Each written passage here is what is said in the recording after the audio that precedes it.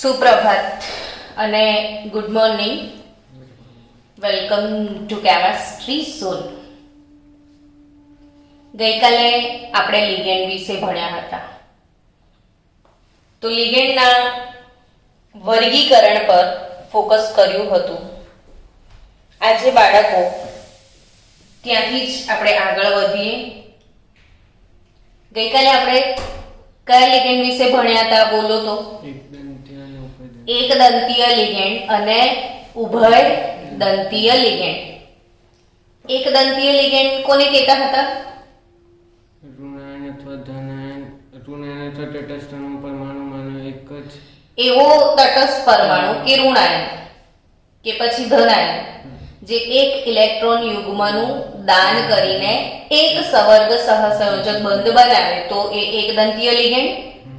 ને ઉભયદંતીય લિગેન્ડ વિશે શું ડિસ્કસ કરી હતી કે જે સ્પીસીસ પાસે બે દાતા પરમાણુઓ હોય. શું? બે દાતા પરમાણુ. યસ, બે દાતા પરમાણુઓ અવેલેબલ હોય તો આપણે એને શું કહેતા હતા? દ્વિદંતીય, સોરી ઉભયદંતીય. હવે અત્યારે આપણે ટોપિક સ્ટાર્ટ કરવા જઈ રહ્યા છીએ. દ્વિદંતીય લિગેન્ડ.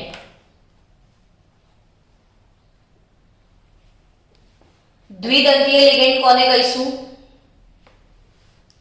તો એની વ્યાખ્યા પહેલા લખી દો કે જે લિગેન્ડ ધાતુ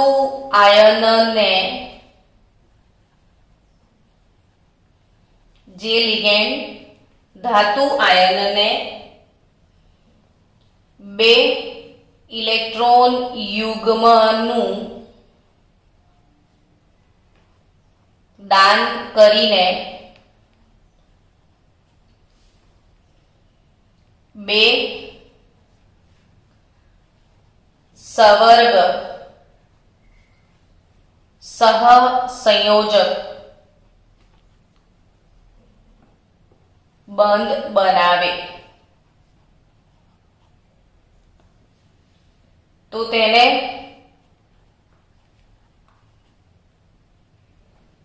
દ્વિદંતીય ડાયડેન્ટેટ લિગેન્ડ કહેવાય. ટૂંકમાં તમે સમજી તો ગયા જ કે જે લિગેન્ડ ધાતુ આયનને કેટલા ઇલેક્ટ્રોન યુગ્મનું દાન કરશે? બે. ને બે સવર્ગ સહસંયોજક બંધ બનાવે તો તેને શું કહેવાય? ડાયડેન્ટેટ લિગેન્ડ. હવે એક કામ કરીએ પહેલા કે આપણે બે અગત્યના જે દ્વિદંતીય લિગેન્ડ છે ને એનું સંકીર્ણ સંયોજન બનાવતા પણ શીખીએ. આજનો ટોપિક પણ વિદ્યાર્થી મિત્રો મને અવશ્ય 2 થી 3 વાર લખીને આપજો. કામનો ટોપિક છે. આખા ચેપ્ટરનું જે મેઇન થીમ છે ને એ બધું આમાં જ છે. ને લિગેન્ડ ખાસ પ્રિપેર કરજો. હા, લિગેન્ડ વગર આખો ચેપ્ટર અધૂરો છે. તમને સવર્ગાંક કે કંઈ જ સમજણ નહીં પડે. તો દ્વિદંતીય લિગેન્ડ જો ધ્યાન આપજો. CH2 બે કાર્બન છે. NH2 એમાઇન છે. કેટલા એમાઇન છે જયદીપ?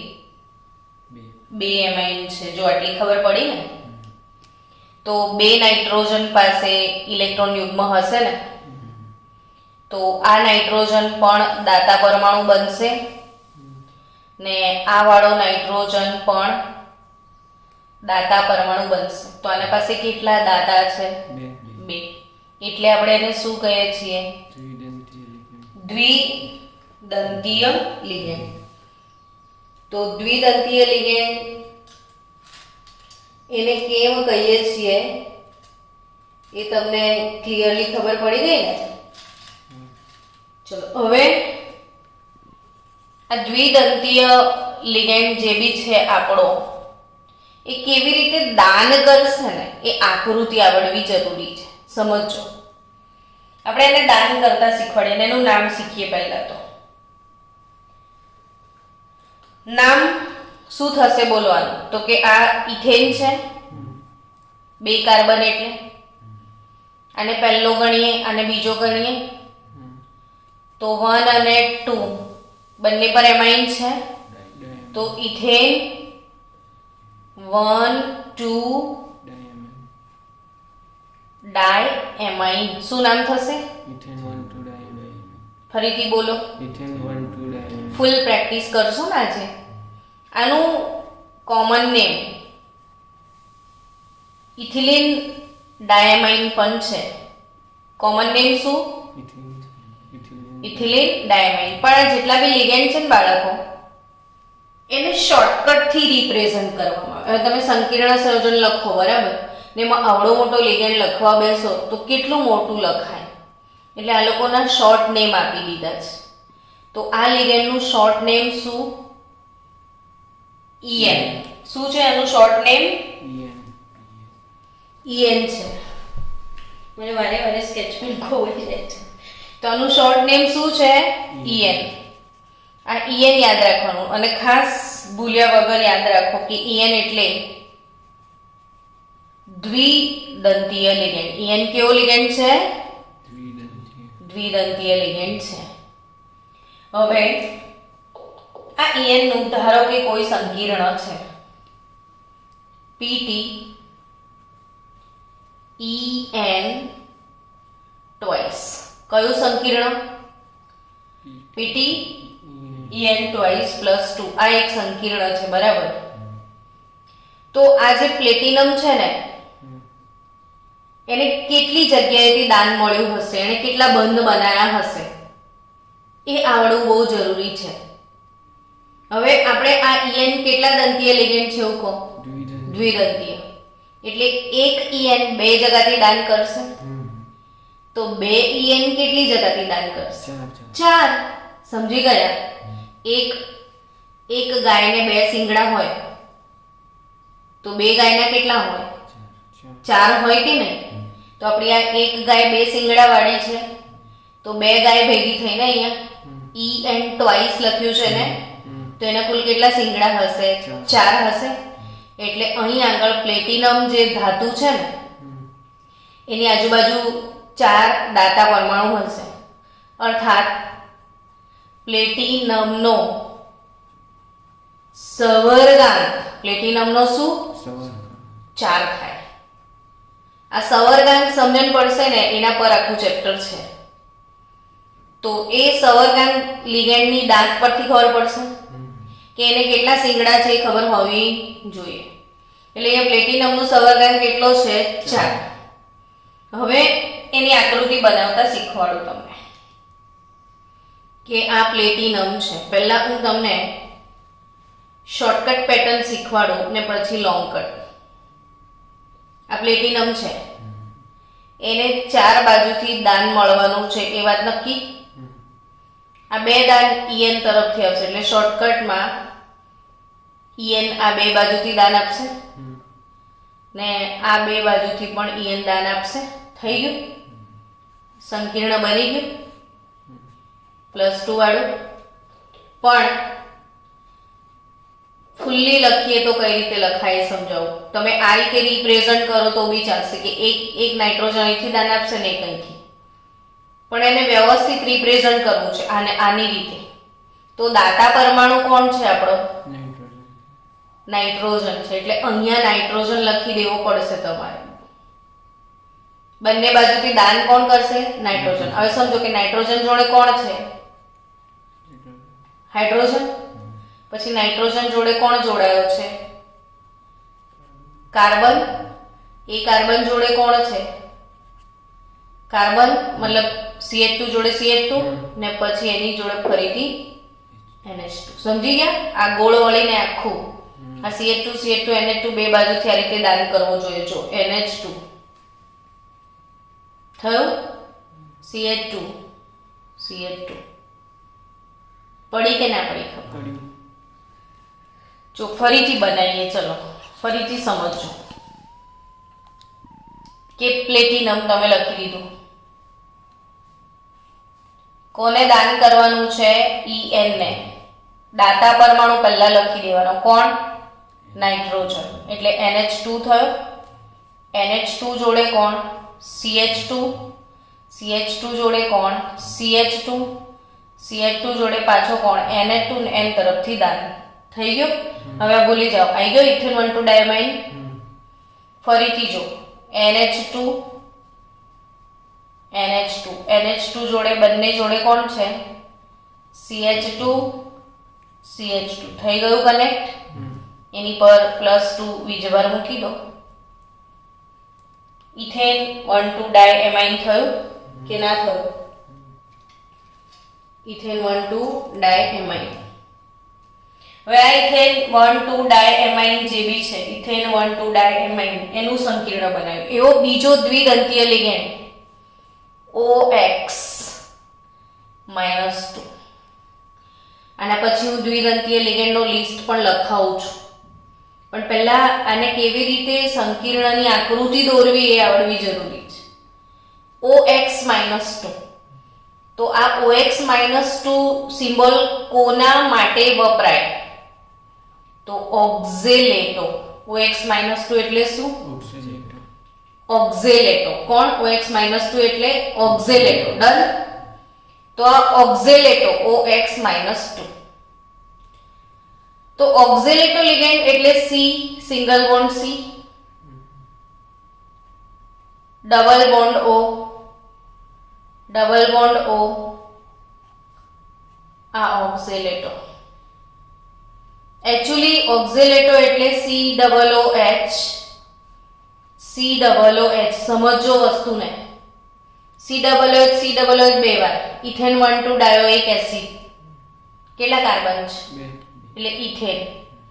ઓઇક એસિડ છે પણ બે વાર. Ethane 1,2 dioic acid. ને ઇથેન 1,2 ડાયોઇક એસિડ એટલે ઓક્ઝેલિક એસિડ. આવું ભણ્યા હતા? Oh my sweet good apple વાળી થિયરી યાદ આવી? ઓક્ઝેલિક એસિડ છે. કયો? હવે હું આ બંને H નીકાળી દઉં તો મને શું મળે? COO માઇનસ માઇનસ મળે. તો ઓક્ઝેલિક એસિડ થી જે મળે એ ઓક્ઝેલેટો આયન કહેવાય. કયો કહેવાય? અને આ જે ઓક્ઝેલેટો આયન છે એ જ ઓક્ઝેલેટો આયન આ ઓક્ઝેલેટો આયન જે છે આપણો એને શોર્ટકટમાં OX -2 લખાય. ને તમારે મેજર અત્યારે મગજ વાપરવાની જરૂર ક્યાં છે કે ઓક્ઝેલેટો આને ઓળખતા આવડવું જોઈએ. OX લખ્યું છે ને એટલે ઓક્ઝેલેટો. શું? OX લખ્યું હોય તો ઓક્ઝેલેટો. હવે ઓક્ઝેલેટોનું બંધારણ બી આવડવું જોઈશે ને. COO પણ તમને ખબર છે કે આ CO એટલે તો પાછો કાર્બોનિલ છે. એટલે આવી રીતે આ CO હોય. એક ઓક્સિજન ડબલ બોન્ડ થી જોડાયો હોય ને એક ઓક્સિજન સિંગલ બોન્ડ થી. એટલે આની 5 વાર પ્રેક્ટિસ કરશો તો જ આવડશે ને. સમજવાનું તો મેં સમજાવી દીધું. હવે 5 ટાઈમ પ્રેક્ટિસ આવે. દેખો કાર્બન ને જોડે carbon, double bond O, single bond O. સમજી રહ્યા છો? કયો લિગેન્ડ થયો? ઓક્ઝેલેટ. કયો? ચલો હવે એનું સંકીર્ણ બનાવતા આપણે શીખીએ. CuOX twice -2. બરાબર. ઓક્ઝેલેટો પર વીજભાર -2 છે. પેલો જે En તમે લખેલો ને એ તટસ્થ અણુ હતો. આ ઋણાયન છે. હવે આ ઓક્ઝેલેટો દ્વિદંતીય લિગેન્ડ છે તો સમજી ગયા કે આ રહ્યો દાતા પરમાણુ કોણ છે? અહીંયા ઓક્સિજન છે. દાતા કોણ છે? ઓક્સિજન. સમજ પડી રહી છે? જયદીપ સમજ પડે છે કે બીક લાગે છે? પડે છે ને? તો એમાં ડરવાનું શું? Practice max. લખવાથી તો કંઈ પણ આવડે. મન લગાઈને લખશો ને તો ડર ના મનાને. કોપર ઓક્ઝેલેટો થયો. હવે આ જે ઓક્ઝેલેટ આયન છે અહીંયા શું લખ્યું છે? twice, ટ્વાઇસ એટલે કેટલા ઓક્ઝેલેટો છે આમાં? બે, 2. એક ગાયને 2 શિંગડા છે તો 2 ના કેટલા શિંગડા? ચાર, એટલે અહીંયા કોપર જે છે ને, કોપર એનો સવર્ગાંક કેટલો? 4. સવર્ગાંક નક્કી કરતા આવડી ગયું તો બહુ થઈ ગયું. હવે મારે આની આકૃતિ દોરવી છે તો હવે હું 4 બંધ બનાવું તો આમ ચોરસ જ ગોઠવું ને? ચારે ચોરસ ગોઠવું કે ના ગોઠવું? થઈ ગયું. હવે આ બે વચ્ચે OX લગાડી દઉં ને આ બે વચ્ચે પણ શું લગાડી દઉં? OX. બની ગયો સંકીર્ણ. પણ આ OX મેં આ શોર્ટકટ મેથડ શીખાઈ. હવે લાંબી મેથડ આવાળી શીખીએ. શું લગાવવાનું છે આપણે? કોપરની આજુબાજુ OX લગાવવાનો છે ને? જો ધ્યાન આપજો, અહીંયા કમ્પ્લીટ છે ને. CU. તો ફરી એકવાર લિગેન્ડ લખતા શીખવાડું. C double bond O, C double bond O, single bond O. થઈ ગયું. હવે દાતા પરમાણુ કોણ છે આમાં? એમ કહો મને. oxygen, oxygen. તો ઓક્સિજન દાતા તરીકે લખી દો ને પહેલા. O જોડે C, C, O જોડે C, આ C જોડે ડબલ બોન્ડ O. ડન. લાગી ગયો ઓક્ઝેલેટો. ચલો અહીંયા બી દાતા કોણ? oxygen, ઓક્સિજન જોડે, carbon, આ ઓક્સિજન જોડે carbon, કાર્બન, કાર્બન. પતી ગયો. લખાઈ ગયું સંકીર્ણ. તો કઈ રીતે સંકીર્ણ બને સમજમાં આવ્યું? આપણે કયા લિગેન્ડ પર ભાર આપી રહ્યા છીએ? દ્વિદંતીય લિગેન્ડ. તો હવે એનું લિસ્ટ પણ લખી લઈએ ને. ચલો, દ્વિદંતીય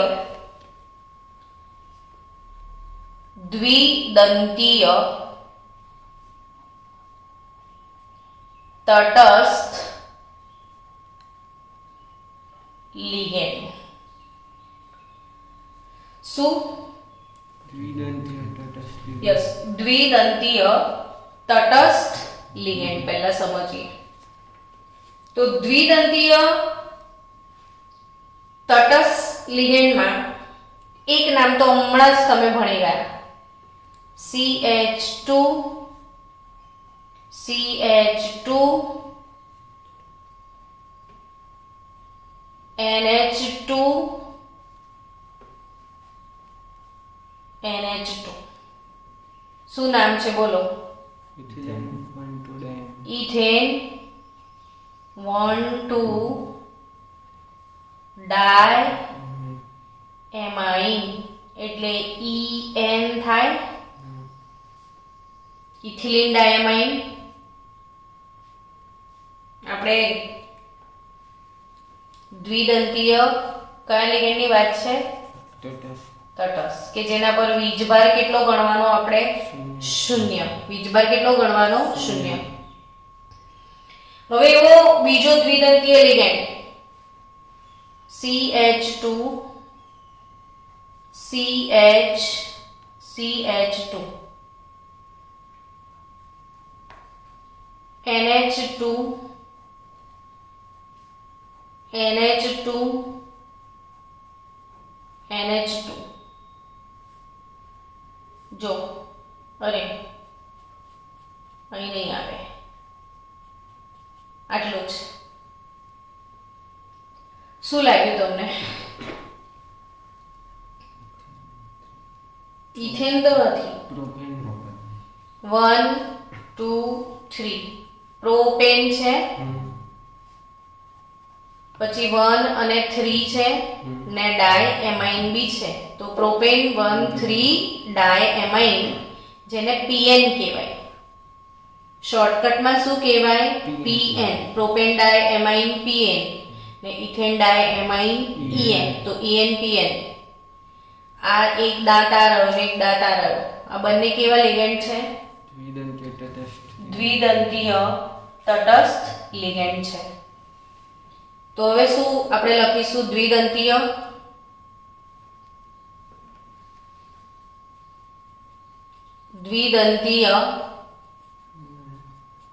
ઋણ આયન લિગેન્ડ.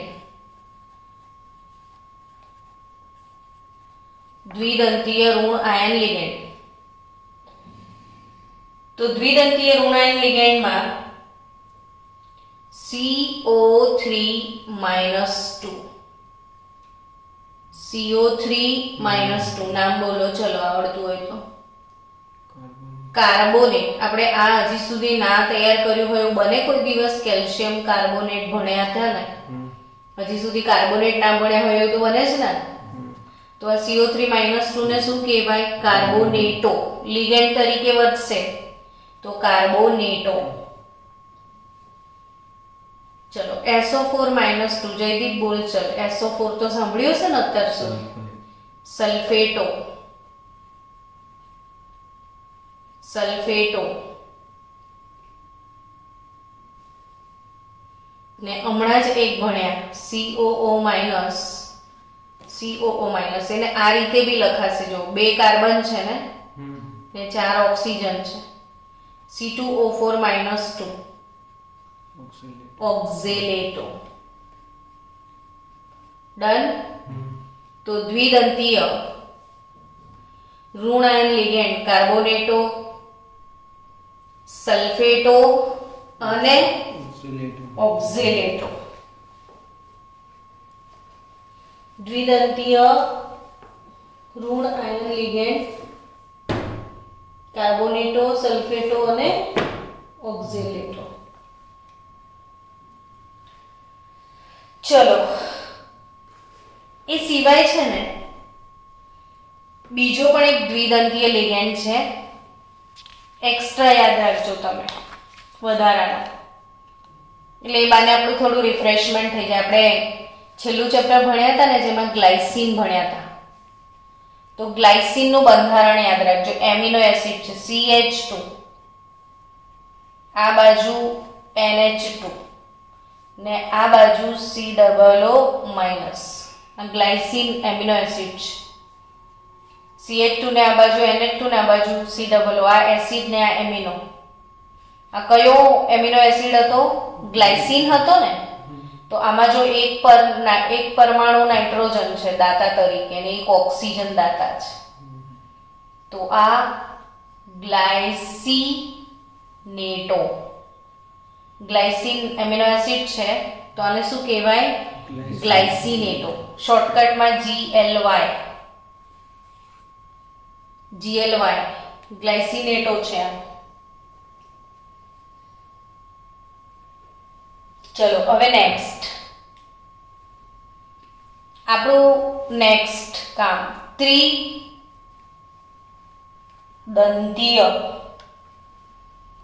તટસ્થ લિગેન્ડ.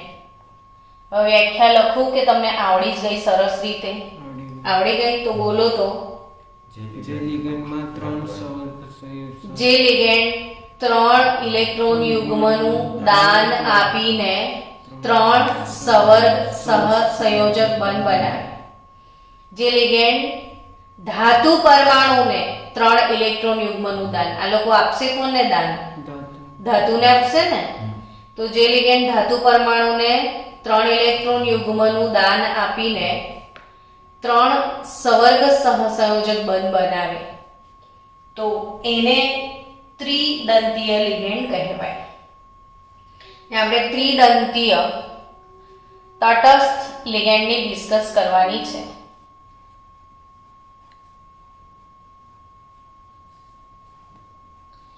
આમ તમે થોડુંક ધ્યાન વધારી દો ને તો કશું છે નહીં, આ બધા એક જેવા જ લિગેન્ડ છે, ઓટોમેટિક નામ આવડી જાય એવું છે. NH2 જુઓ કોના પર દાન આપવાની ક્ષમતા છે? નાઇટ્રોજન. જે પરમાણુ તરફથી દાન થાય ને, જે પરમાણુ ઇલેક્ટ્રોન યુગ્મનું શું કરે? દાન કરે. જે પરમાણુ ઇલેક્ટ્રોન યુગ્મનું શું કરે? દાન કરે. એને સવર્ગ સ્થળ નિર્દેશ કહેવાય.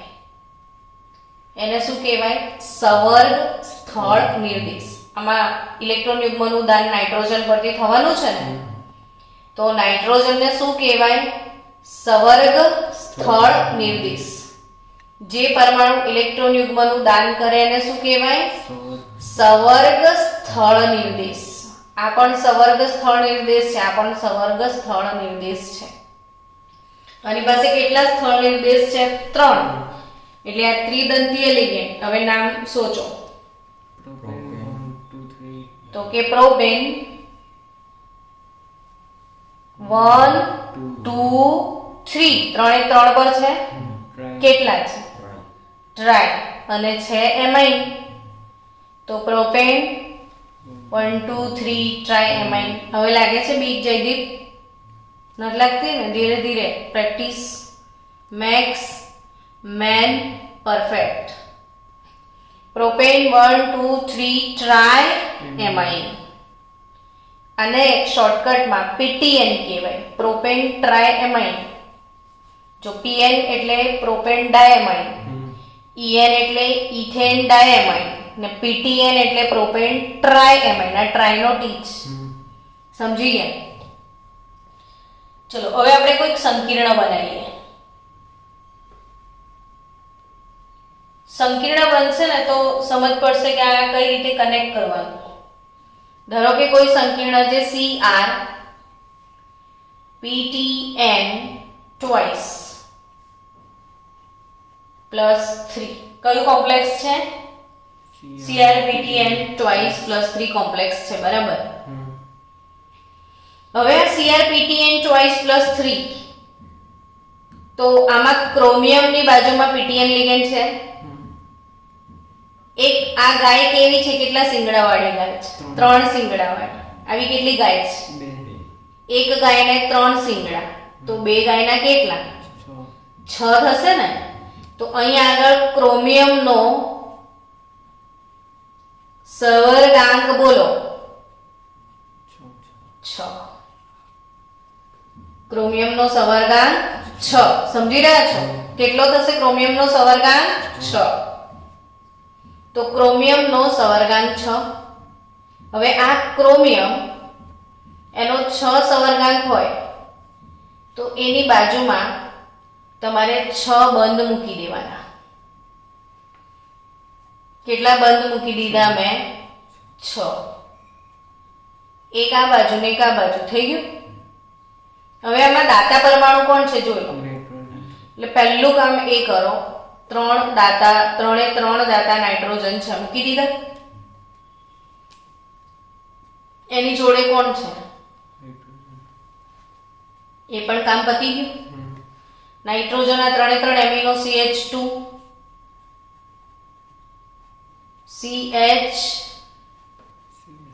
CH2 થી જોડાયેલા છે.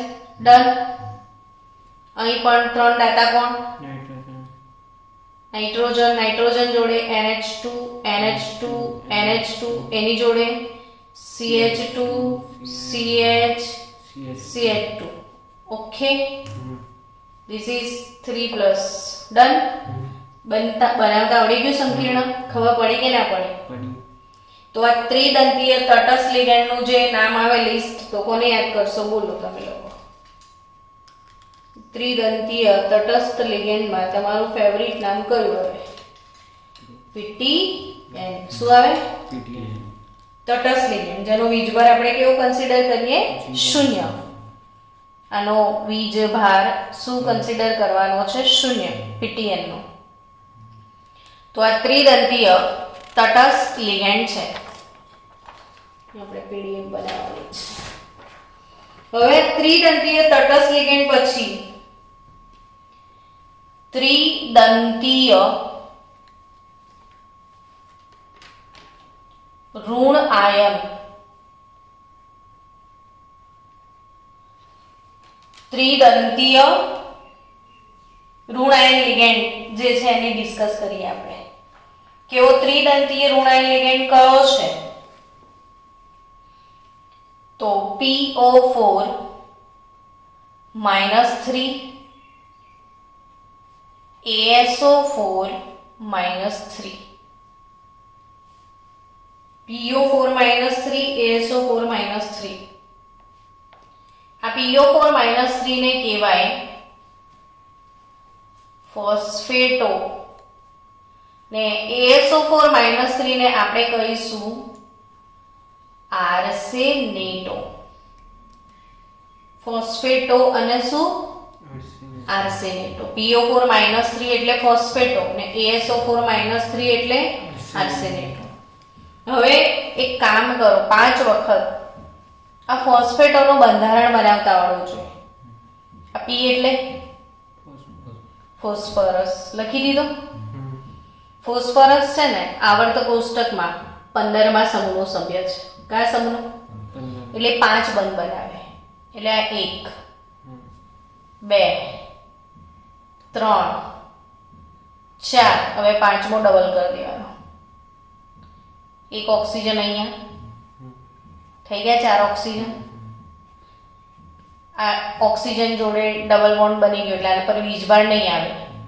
આ સિંગલ વાળા છે ને એના પર એક ઇલેક્ટ્રોન યુગ્મ છે એટલે આમાં 3 દાતા થયા એટલે એ ત્રિદંતીય થયો.